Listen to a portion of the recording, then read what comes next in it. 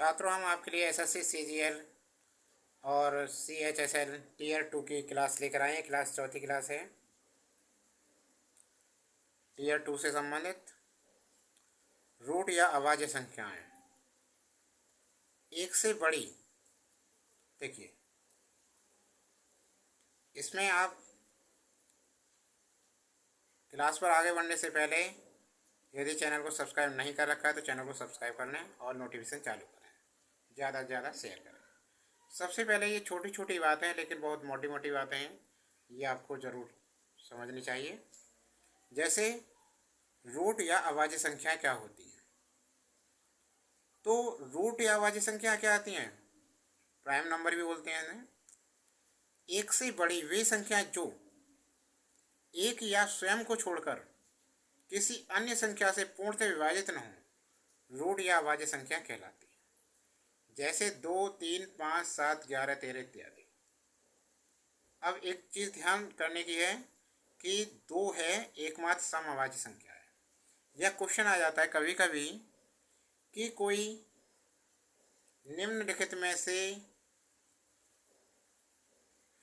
सम root संख्या कौन सी है या सम रूट संख्या कौन सी, और विकल्प देता है 2, 3, 5, 7। तो सभी रूट संख्या हैं, लेकिन उसने क्या पूछा है, सम रूट अभाज्य सम रूट संख्या है। तो क्या है उसमें 2। समझ में आ गया? अब तो नहीं छोड़ोगे इस सवाल को, क्योंकि जब आ जाता है कि 2, 3, 5, 7 ऑप्शन में आ गए सम रूट संख्या, आप सोचिए सभी अभाज्य हैं, सभी रूट संख्या क्या करें। तो उसमें सम कह रहा है, सम संख्या कौन सी होती है, जो 2 से कट जाए, और जो 2 से न कटे विषम संख्या होती है। आगे देखो, यौगिक या भाज्य संख्या ये कौन सी होती हैं।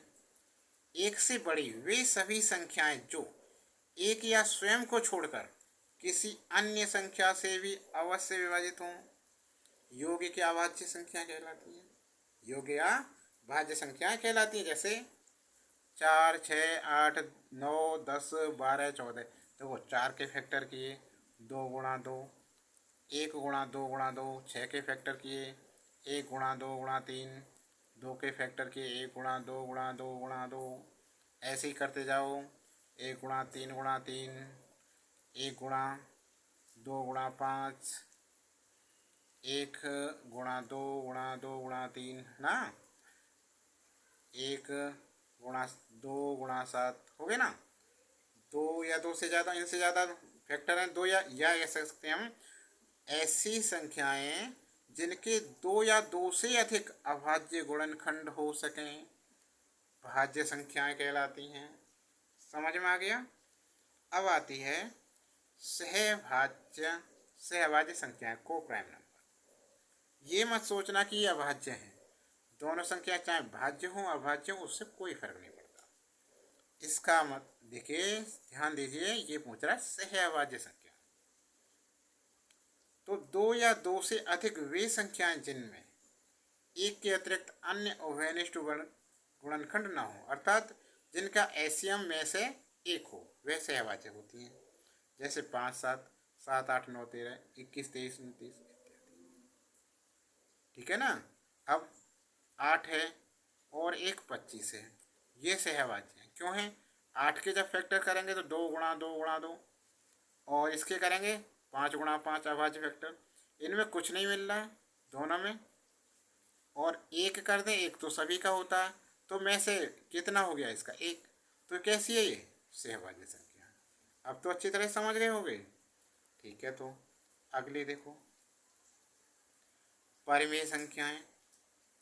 वे संख्याएं जो m/n के रूप में, वे संख्याएं जो m/n के रूप में हो, उन जहां n का मान 0 नहीं होना चाहिए, चाहे m का मान 0 हो, अर्थात वे संख्याएं, वे भिन्नात्मक संख्याएं जिनका हर कभी शून्य नहीं होना चाहिए, वो परिमेय संख्या होती हैं।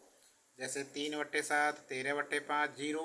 अब कह रहे 0 के नीचे तो कुछ नहीं, हर एक का हर एक जरूर होता है।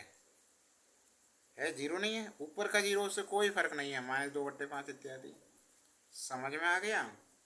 तो ऐसे ही अधिक जानकारी के लिए, बड़ी बड़ी वीडियो देखने के लिए हमारे चैनल बने रहिए। चैनल को सब्सक्राइब कर लें, ज़्यादा से ज़्यादा शेयर करें और नोटिफिकेशन चालू करें, ठीक है ना? और अन्य क्लासें देखने के लिए हमारे चैनल की प्लेलिस्ट में जाएं।